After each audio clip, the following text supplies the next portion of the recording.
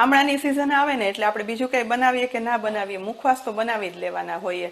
અને એમાં પણ આમળા આદુ હળદરના ખમણના મુખવાસની રેસીપી મેં લાસ્ટ યર તમારી સાથે શેર કરી જ હતી.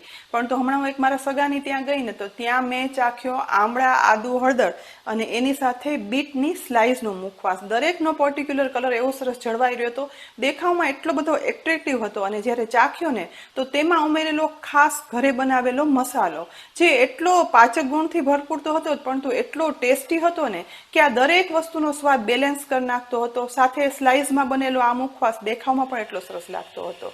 તો આજે તેમને જ પૂછીને એક નવી મુખવાસની રેસીપી તમારી સાથે શેર કરું છું. અને આ રેસીપી એટલી બધી ઉપયોગી છે ને કે બનાવી અને 6 મહિના સાચવી શકાય. સાથે જોતા જ બાળકો પણ ખાવા માંગે અને બાળકોથી લઈ વડીલો દરેક આ મુખવાસ ખાઈ લે અને તેના બીટના છે, આમળાના છે, દરેક ગુણ મળે. તો આ એક નવી જ રેસીપી બનાવી અને ચોક્કસથી ટ્રાય કરજો અને કોમેન્ટ બોક્સમાં લખી અને જણાવજો કે આ નવી રેસીપી, મુખવાસની રેસીપી તમને કેવી લાગી. તો અહીં મેં 1 કિલો આમળા લીધા છે. અહીં આમળા નાના કે મોટા કોઈ પણ સાઈઝના લઈ શકાય. સાથે જ મેં 2 બીટ લીધા છે જે વજનમાં 350 ગ્રામ છે. તેની સાથે 100 ગ્રામ આદુ લેવાનું.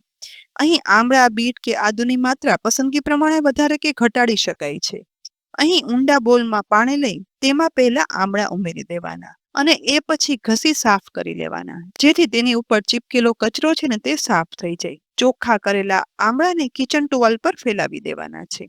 બધા જ આમળા સાફ કરી અને ફેલાવી દીધા પછી આદુ પણ ઘસી અને પાણીમાં સાફ કરી લેવાનું. અને અહીં મેં બીટ પણ સાફ કરી લીધું હતું. તો આમળા અને બીટ બંનેને કિચન ટુવાલ પર આમળાની સાથે જ કોરા થવા માટે રાખી દેવાના. બધા સહેજ એવા કોરા થઈ જાય ને એટલે એક આમળાને લઈ આવા સ્લાઇસરની મદદથી સ્લાઇસ કરી લેવાની છે. અહીં જેટલી પતલી સ્લાઇસ કરશું ને એટલું જલ્દી આ મુખવાસ બની અને તૈયાર થશે. અહીં જુઓ, ધીમે ધીમે કરતા બધા આમળાની આવી સ્લાઇસ કરી અને તૈયાર થઈ ગઈ છે. હવે બીટમાંથી પણ મોટા બીટની પીલર વડે છાલ અલગ કરી લીધી હતી. એ જ રીતે બીજા બીટની પણ છાલ છે ને તે ઉતારી લેવાની. એ પછી બીટની પણ એ સ્લાઇસરની મદદથી સ્લાઇસ કરવાની છે. અહીં તો મેં આવી આખી અને પતલી મોટી સ્લાઇસ કરી છે, પણ તમને નાની પસંદ હોય ને તો બીટના 2 થી 3 ટુકડા કરી અને સ્લાઇસ કરવાની. બંને બીટની પણ સ્લાઇસ તૈયાર થઈ જાય ને એ પછી સાફ કરેલા આદુની પહેલા આ રીતે પાતળી પતલી છાલ કાઢી લેવાની છે. અને એ પછી હવે સ્લાઇસરની મદદથી છાલ કાઢે આદુની પણ સ્લાઇસ કરી લેવાની છે. આદુની પણ એક સરખી સ્લાઇસ તૈયાર થઈ ગઈ છે. અહીં જુઓ, આમળા, બીટ અને આદુની એક સરખી સ્લાઇસ તૈયાર થઈ ગઈ છે. આજે આ મુખવાસ આમળા, બીટ અને આદુના ગુણ સાથે ઠંડક અને મીઠાશ માટે અહીં મેં 500 ગ્રામ ધાગા સાકર એટલે કે દોરાવાળી સાકર કહીએ ને તે લીધી છે, જે કુદરતી મીઠાશ પણ આપે છે અને કુદરતી ઠંડક પણ આપે. મિક્સરના ગ્રાઇન્ડિંગ જારમાં આ સાકર છે ને તે ઉમેરી દેવાની. પીસીને જુઓ, આવો પાવડર કરી તૈયાર કરવાનો છે. હવે એક મોટું પોળું વાસણ લેવાનું. અહીં આ કઢાઈ છે ને તે લોખંડની નથી, નોનસ્ટિક છે. કઢાઈમાં સૌથી પહેલા આમળાની બધી સ્લાઇસ છે ને તે નીચે ઉમેરી અને એક લેયર બનાવી અને તૈયાર કરી લેવાનું છે. એ પછી સાકરનો કરેલો પાવડર છે ને તે આમળાની સ્લાઇસ પર લેયર થઈ જાય ને એ રીતે અડધું સ્પ્રેડ કરી દેવાનું છે. આ રીતે લેયર કરવાથી સાકર છે ને તે એક સરખી બધા આમળાની સ્લાઇસમાં ફેલાશે.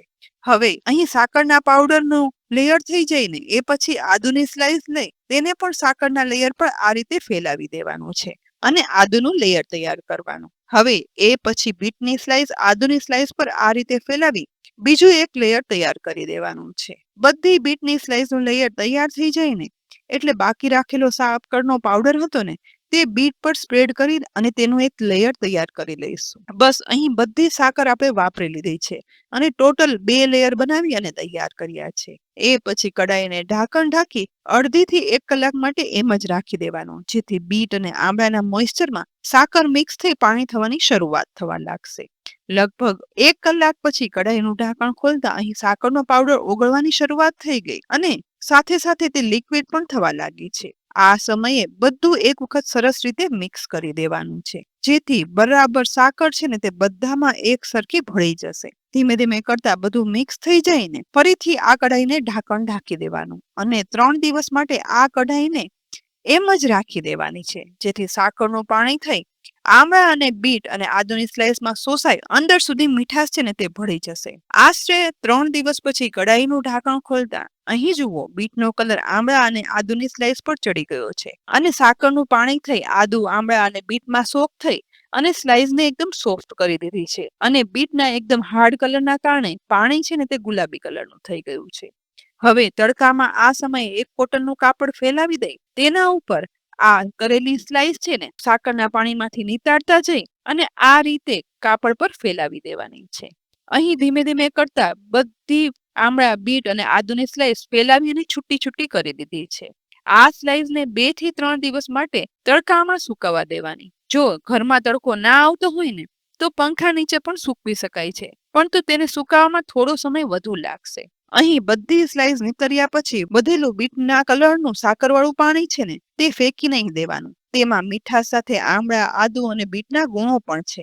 તેને ફ્રીજમાં આપણે પેક કરી અને રાખી દઈએ ને અને જ્યારે પીવું હોય ને ત્યારે વધારે પાણી ઉમેરી શરબત બનાવી અને પીએ ને તો ટેસ્ટી પણ એટલું અને આમળા બીટ અને આદુના ગુણ પણ તેમાંથી મળશે. તો આ પાણી ફેંકવાના બદલે શરબતની જેમ ચોક્કસથી ઉપયોગમાં લઈ લેવાનું. અહીં આ બધું સુકાઈને એ દરમિયાન આ મુખવાસમાં ઉમેરવા માટે એક ખાસ પાચક મસાલો તૈયાર કરી લઈએ.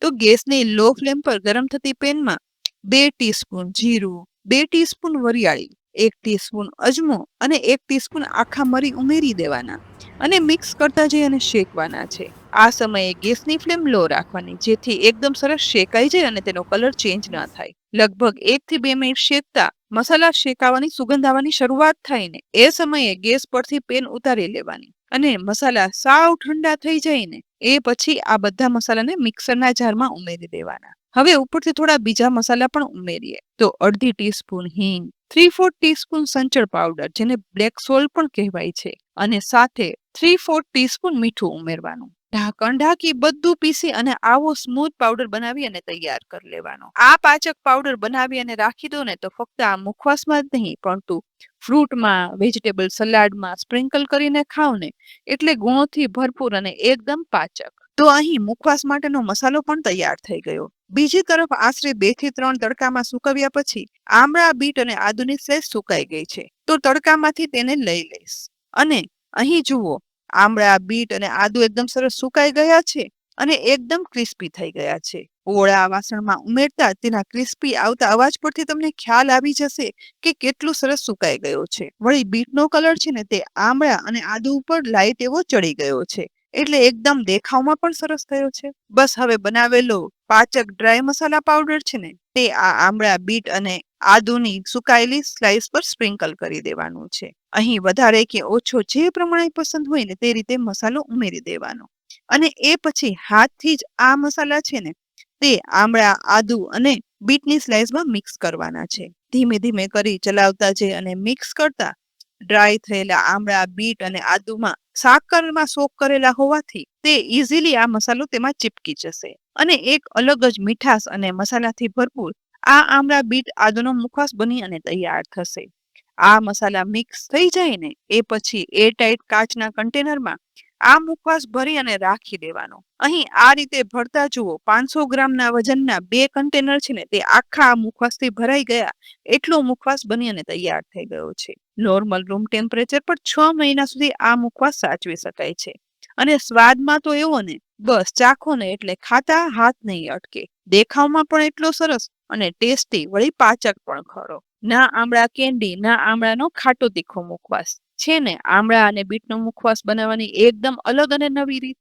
બસ તો આજે જ આ વિડીયો જોઈ અને આવો મુખવાસ બનાવી લેજો અને જે લોકો આમળા ખાવાના શોખીન હોય કે મુખવાસ ખાવાના શોખીન તેને આ વિડીયો જરૂરથી શેર કરી દેજો. આમળાના મુખવાસની આ રેસીપી નવી છે અને ઉપયોગી છે. તો કોમેન્ટમાં પણ લખી અને કહેજો કે તમને આ મુખવાસ કેવો લાગ્યો. સાથે જ અમારી kitchen series YouTube channel subscribe કરી અમારા ફેસબુક પેજને લાઇક કરી અને ફોલો કરી લેજો જેથી હંમેશા કિચન સિરીઝમાં મુકાતી અવનવી જૂની યુનિક રેસીપીના અપડેટ્સ તમને સૌથી પહેલા મળે. આવતીકાલે ફરી મળશું એક નવી રેસીપી સાથે. ત્યાં સુધી આવજો.